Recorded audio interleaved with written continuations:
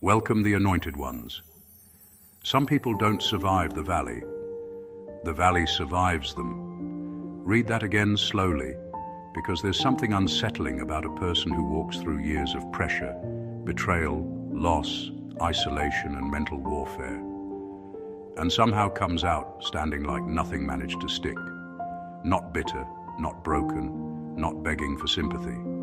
Just calm, collected, functional, almost annoyingly okay. That kind of recovery confuses people. It messes with their heads. Because according to everything we've been taught about pain, you're supposed to fall apart. You're supposed to carry visible damage. You're supposed to limp through life with emotional bandages and a sad backstory people can pity. But you didn't. And that's what makes your story feel unreal to them.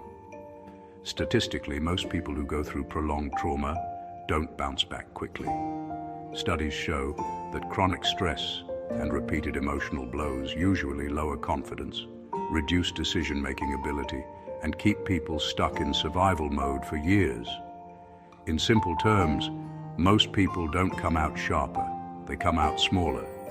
Yet somehow, you came out clearer, stronger, more focused, like the chaos actually organized you instead of destroying you. That's the part nobody can explain. People look at you sideways like you skipped a chapter, like you secretly had help, like maybe you're pretending, because in their mind, there's no way someone goes through that much and still laughs normally, thinks straight, and rebuilds life like it's just another Tuesday. It almost feels illegal. They expect dramatic music and a tragic documentary voiceover every time you talk about your past, and you're just standing there like, yeah, it happened anyway. That calmness unsettles people more than tears ever could. And here's the uncomfortable truth. You didn't heal the way people think. You didn't light candles, chant affirmations, or wake up magically positive one day. Half the time you were just tired, confused, and figuring things out with zero instructions. Some days your grand recovery plan was literally, well, I guess I'll just not quit today. Not exactly a movie scene, but somehow those small, stubborn decisions stacked up, day after day, step after step, until one morning you looked back and realized you had already crossed the valley without even announcing it. No parade, no applause, just you, still here, still functioning, still building. And that's why people keep staring at you like you're an unsolved equation. Because what broke others refined you, what buried others built you. And now everyone's quietly thinking the same thing. How did you walk through all that and come out like this? This isn't luck. This isn't coincidence. And it definitely isn't normal recovery.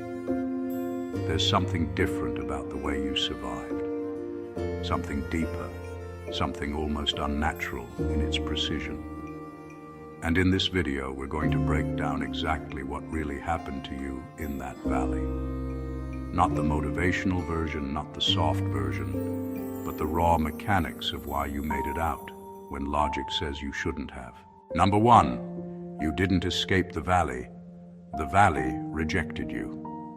Most people tell survival stories like they fought their way out with pure strength and willpower, like every day was some dramatic battle and they just happened to win. That sounds nice, but it's not what really happened to you. If you're honest, there were days you weren't strong at all. Days you were tired, confused, numb, and barely doing the minimum. You weren't climbing mountains. You were crawling through dust. There was nothing heroic about it. And yet, you're still here. That's the strange part. Because if survival depended only on strength, you should have fallen apart a long time ago. The truth is darker and more unsettling than motivation speeches make it sound. It's not that you overpowered the valley. It's that the valley couldn't finish you off. The same pressure that crushed other people somehow failed to close in on you. The same betrayals that made others bitter didn't poison you completely. The same isolation that made people lose themselves didn't erase you.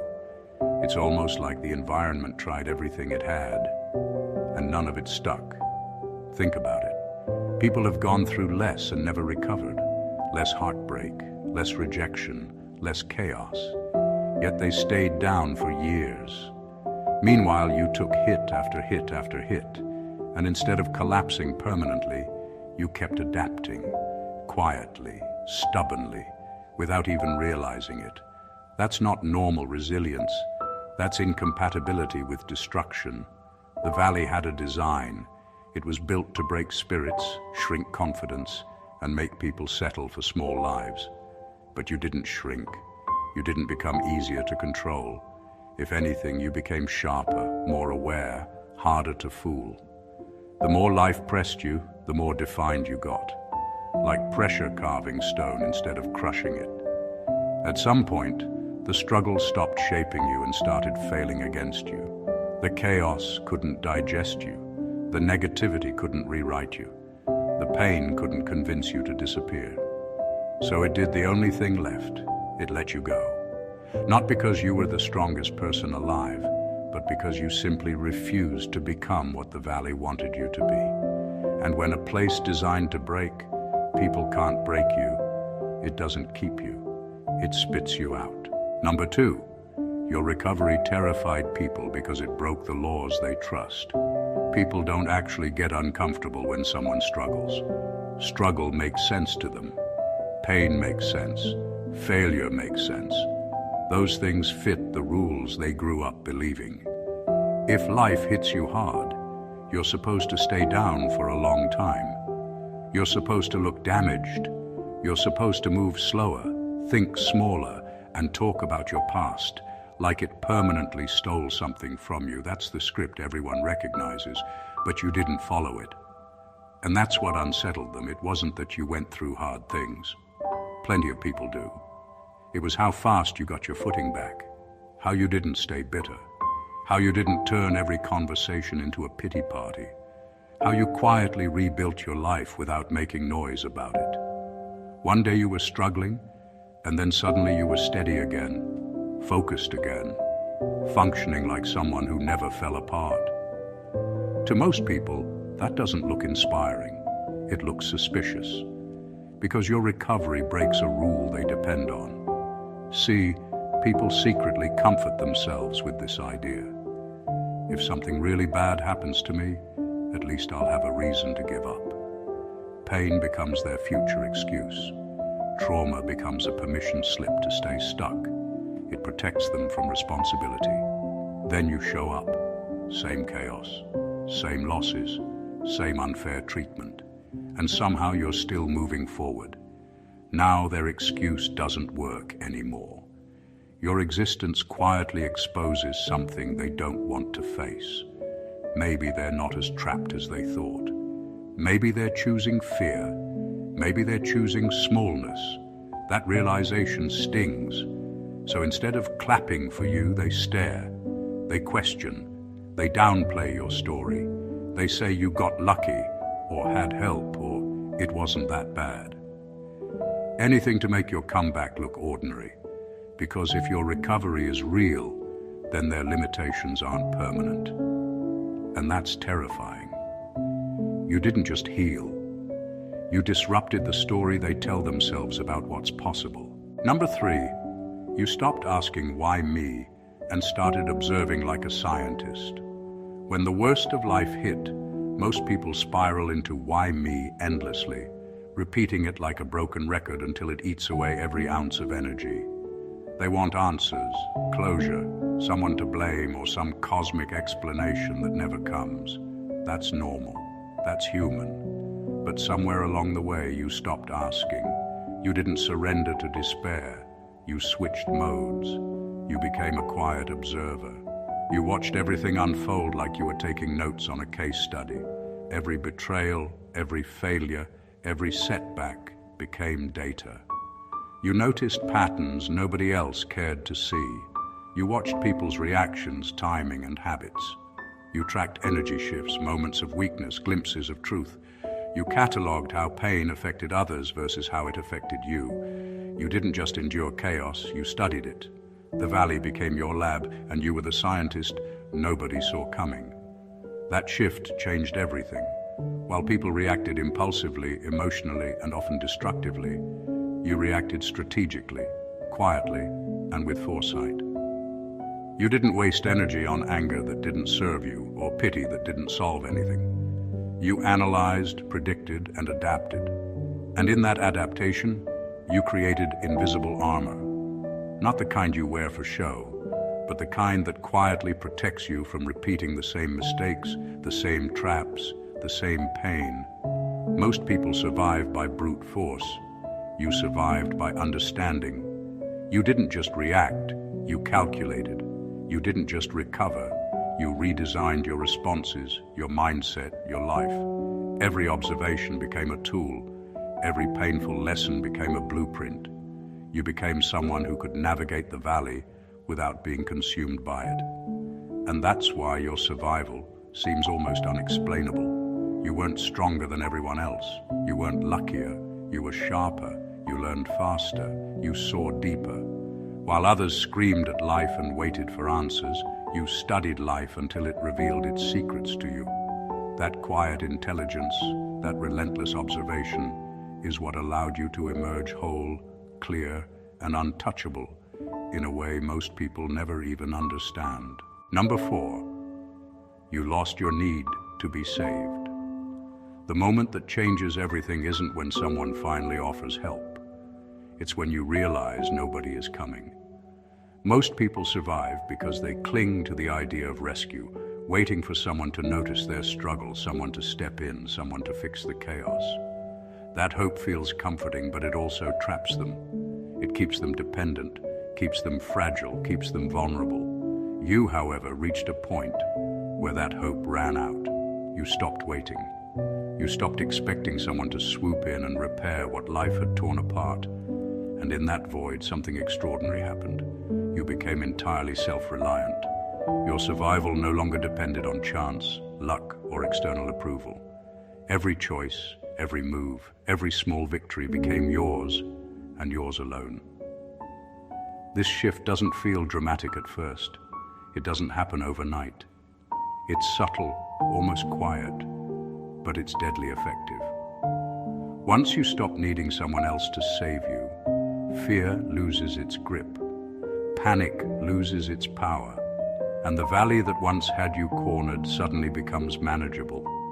You stop asking for shortcuts, for crutches, for mercy.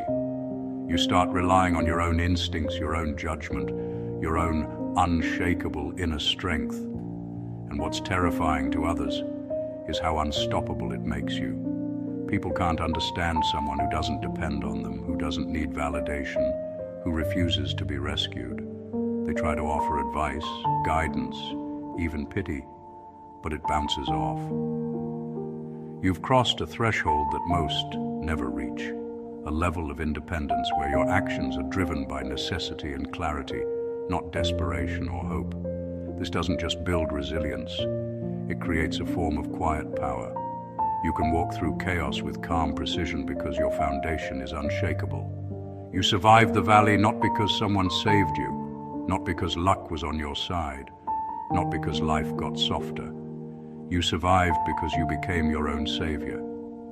That is a level of strength that leaves people staring, baffled, and quietly terrified of what you might do next.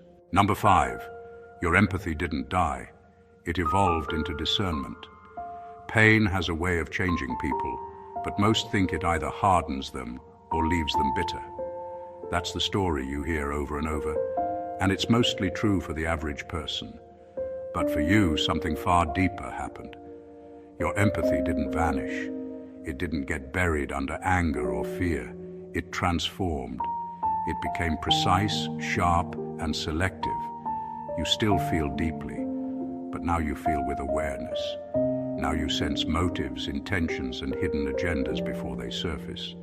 You see not just people, but the patterns of their behavior, and that makes you untouchable in ways most people will never notice. Before the valley, you might have cared blindly. You gave trust too easily. You forgave too soon. You let people in before they deserved access to your life. That openness got you hurt, humiliated, or used. Pain forced a change. It forced refinement. Your empathy evolved from unconditional giving into measured understanding. You still feel for others, but your heart now comes with a filter, a built-in radar that separates who deserves it from who doesn't. You don't harden, but you no longer risk yourself for people who can't handle your truth.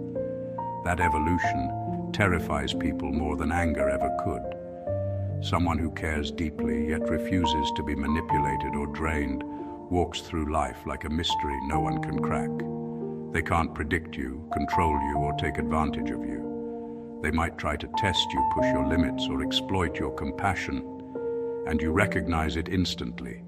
You respond with precision rather than panic, with strategy rather than impulse. Your empathy is now a weapon of discernment, and the beauty of it is subtle. Most people look at empathy as a weakness, a soft spot, a vulnerability. You turned it into clarity. You survived the valley not by shutting down emotionally or becoming numb. You survived by evolving your emotional intelligence to a level where you see truth before it's spoken, detect danger before it arrives, and navigate people like you're reading an open book they don't even know they're in.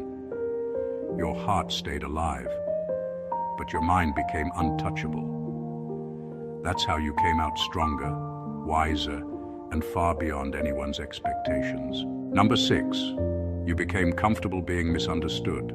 Most people live their lives desperate to be understood, constantly explaining, justifying, and defending themselves.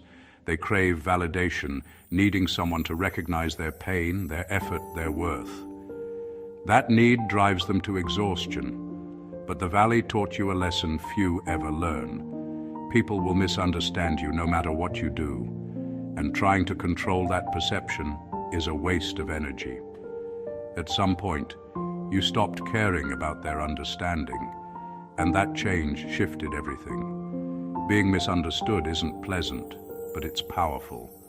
Once you accept it, you stop giving your energy to people who will never see the truth. You stop chasing approval. You stop contorting yourself to fit into stories that aren't yours.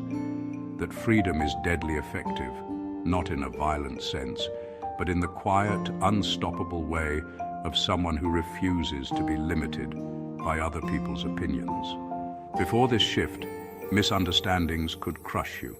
They could make you doubt yourself, rethink your choices, or pause your progress. Now they roll off. People can talk about you, judge you, twist your actions, and misinterpret your intentions. And it doesn't shake you. Their confusion becomes irrelevant because you're no longer performing for their comprehension. You operate on your own clarity, not their approval. This comfort with being misunderstood changes the rules of interaction. People who try to manipulate or gaslight you discover it doesn't work. Those who expect an apology for simply existing or for acting differently than they imagined find a wall they can't break. You move through life with an almost untouchable energy because you are no longer tethered to anyone's perception. What makes this extraordinary is subtle but life-altering. The valley stripped away the need for external validation. You didn't harden emotionally, you didn't shut down, and you didn't isolate in bitterness. You evolved. You became someone whose actions are guided by truth and self-respect, not by the interpretations of others.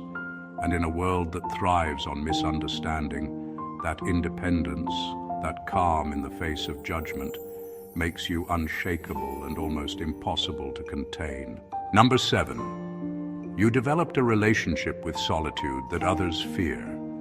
Solitude is something most people avoid. They fill their days with noise, distractions, and other people because being alone forces confrontation with themselves. The thoughts they ignore, the fears they hide, the parts of life they've been pretending don't exist. Most can't sit still long enough to notice their own patterns, their own weaknesses, or their own truths. But the valley forced you into solitude, and instead of collapsing under it, you learned to thrive within it. You stopped running from yourself and started paying attention to the one person who matters most, you. This relationship with solitude isn't loneliness. Loneliness feels weak. It feels empty and desperate. What you discovered is that being alone can be a source of clarity, strength, and strategy. In solitude, you could think without interference, plan without pressure, and observe without distraction. The chaos outside no longer dictated your internal state, because you had cultivated a world inside yourself that could stand firm, no matter what the outside threw at you. People notice this. Most fear it, because they can't handle someone who is comfortable being alone. They are drawn to constant validation, companionship, and noise, and they misread your independence as arrogance or mystery. They see that you can go days without needing approval or company, and it makes them uneasy. They don't understand that the valley didn't just test your limits. It taught you to walk through life without dependence, without panic, without seeking rescue. Being at peace in your own company transforms everything. You became self-sufficient emotionally, mentally, and spiritually. You no longer overreacted to drama because you were never lost in it. You no longer needed constant reassurance because you could reassure yourself. You became untouchable not through aggression or anger, but through a quiet, grounded presence that only someone who truly knows themselves can possess. The solitude that terrifies others became your sanctuary. In it, you sharpened your mind, clarified your purpose, and built a foundation that no chaos could shake. What most people fear, you mastered, and that mastery is what allowed you to survive the valley when most would have fallen apart. Number 8, your pain burned off every fake identity you were wearing. The valley doesn't just test strength, it strips everything away. Most people enter it carrying layers of who they think they should be. The person who's liked, the person who's successful, the person who smiles through everything. Those masks protect you in comfortable environments, but when life collapses, they burn away. Every lie you told yourself, every image you projected, every perfect version of you that the world expected, it all melts under pressure. Pain doesn't negotiate. Pain doesn't care about appearances. It exposes truth. What makes your story extraordinary is how you handled it. Most people panic when their identities are threatened. They cling harder to the masks, fight to maintain illusions, or sink into shame. You didn't. You stood naked before your own reality, stripped of pretenses, and survived. That process wasn't glamorous. It was exhausting. It was ugly. It forced you to confront parts of yourself you ignored or denied for years. But instead of breaking you, it forged clarity. The valley forced you to meet yourself exactly as you were, not the polished version, not the one built to impress, but the raw, unfiltered truth. In that confrontation, you discovered something rare: freedom. The masks that once dictated your choices, your actions, and your relationships no longer exist. You stopped performing for approval, for attention, for love that wasn't real. You became who you actually are. That version isn't flashy, it isn't loud, but it's unshakable. It doesn't bend to expectations, gossip, or judgment. It operates on authenticity, precision, and survival. The valley burned off everything fake because it had to, and in that fire you emerged lighter, sharper, and far more dangerous in the quiet way that authenticity allows. The people who thought they knew you don't recognize you anymore, because this new version can't be manipulated or underestimated. You didn't just survive pain, you used it to reconstruct yourself at a level no one else would dare attempt. The masks are gone, and the real you is untouchable, unreplicable, and undeniably alive. Number 9, you stopped fearing loss because everything already left. Most people live in constant fear of losing something, a relationship, a job, respect, or comfort. That fear drives decisions, traps minds, and limits potential. But the valley has a way of stripping everything away, leaving no illusions, no safety nets, and no halfway points. By the time you reached the bottom, there was nothing left to lose. Every attachment, every expectation, every sense of security had already disappeared. That's where true freedom begins. When you've already lost the things most people panic over, fear becomes irrelevant. Decisions stop being guided by worry and start being guided by clarity. You move differently, you act differently, you take risks other people would never dare because there is no threat left that can hold you back. The people who once had power over your thoughts, emotions, or life no longer do. Their opinions, judgments, and manipulations simply bounce off because there's no foundation left for them to dig into. What makes this shift extraordinary is that it changes your approach to life at a fundamental level. You stop shrinking to fit in, stop bending to please, stop waiting for permission to exist fully. You realize that attachment is a choice, fear is a choice, and control is always temporary. Once that's internalized, you operate from a space of independence, audacity, and calm. You can rebuild, reimagine, and reconstruct life from zero without the chains of what used to matter holding you back. People around you notice this without fully understanding it. They see someone who's unshakable, someone who walks through uncertainty without hesitation. They assume it's luck or confidence or some secret advantage. But what really happened is far simpler. You've already faced the void and came out whole. That emptiness isn't weakness, it's power. The valley didn't just take from you, it rewired you. By losing everything, you lost fear itself, and that loss became your most dangerous asset. A foundation so solid that life's storms now pass around you without touching your center. You move through existence untethered, unstoppable, and free in a way that most will never experience. Number 10, you learn to read silence like language.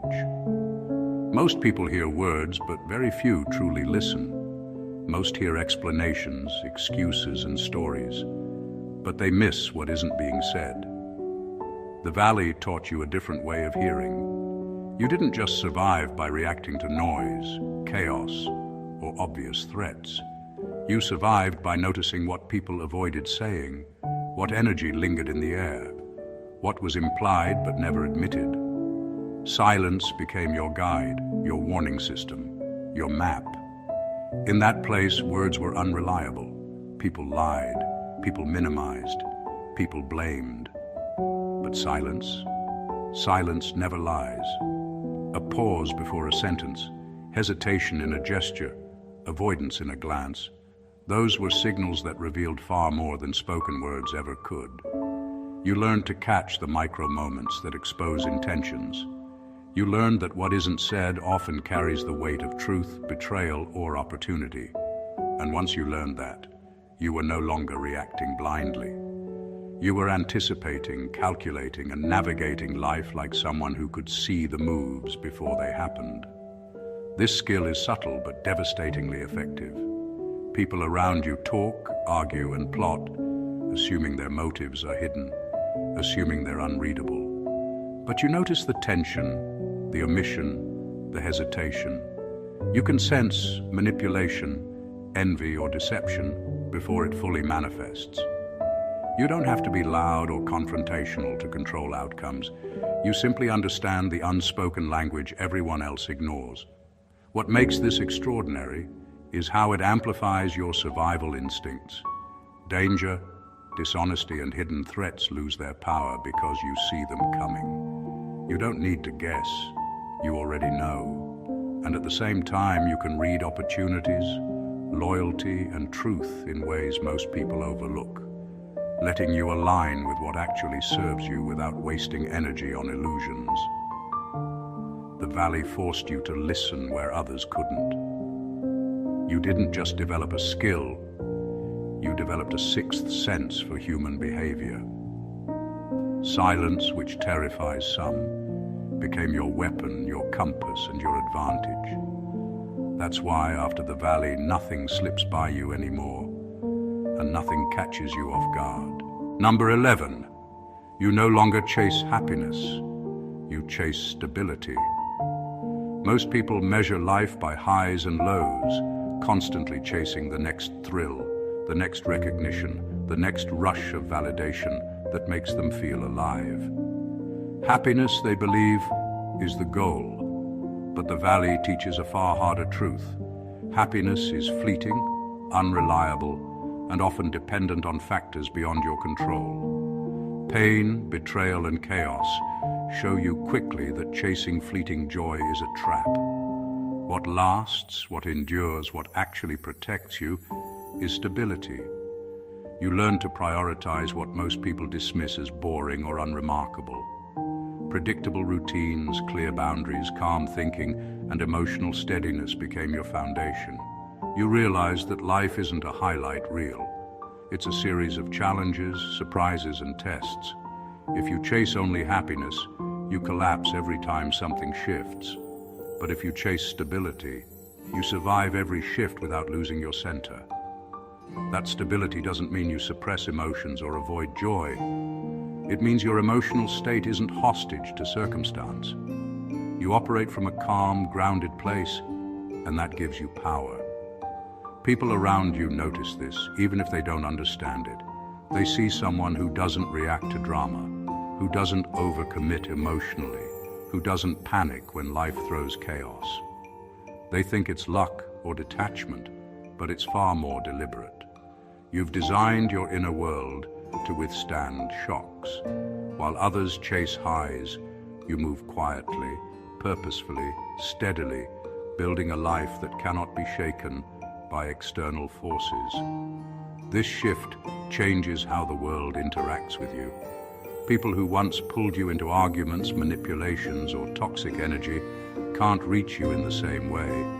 Your calm presence becomes a shield. You don't need constant validation because your stability is self-generated. You don't bend to drama because stability is stronger than excitement. And you don't just survive, you thrive quietly, building resilience that outlasts every temporary joy or fear the world tries to impose. By chasing stability instead of happiness, you mastered something most never even consider. You didn't just recover from the valley. You created an inner life so solid that chaos passes around you, noise bounces off, and you remain unshaken, untouchable, and undeniably grounded. Number 12. Your resilience came from acceptance, not positivity. Most people think surviving hardship is about staying positive, smiling through pain, or pretending everything is fine. That's what books, social media, and motivational speeches tell us. But the truth you learned in the valley is far tougher, far deeper, and far rarer. Resilience doesn't come from forcing optimism. It comes from ruthless, uncompromising acceptance of reality. You survived not by pretending the valley wasn't brutal, but by admitting fully how brutal it was. You didn't sugarcoat, you didn't make excuses, and you didn't soften the pain. You looked at it squarely, named it, felt it, and then decided to keep moving anyway. Acceptance doesn't mean giving up. It doesn't mean resigning to failure or surrendering to defeat.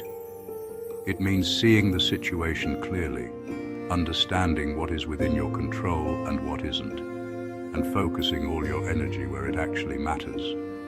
That mindset allows a person to act decisively, without being weighed down by denial, anger, or wishful thinking. When everyone else is caught up wishing things were different, you're already building the next step.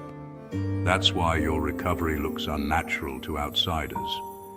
It's steady, precise, and free from the distractions of complaining, doubting, or railing against reality. Most people confuse resilience with toughness or positivity, but real resilience is quiet. It's disciplined. It's the ability to endure what others can't even face emotionally. You didn't survive by cheering yourself on with slogans or forcing smiles. You survived by seeing everything exactly as it was, letting the pain teach you, and refusing to let it define you. Acceptance made you untouchable in subtle ways. It allowed you to move through the valley without panic, without resentment, and without hesitation. You didn't waste time wishing for shortcuts or alternatives. You adapted, recalibrated, and kept building.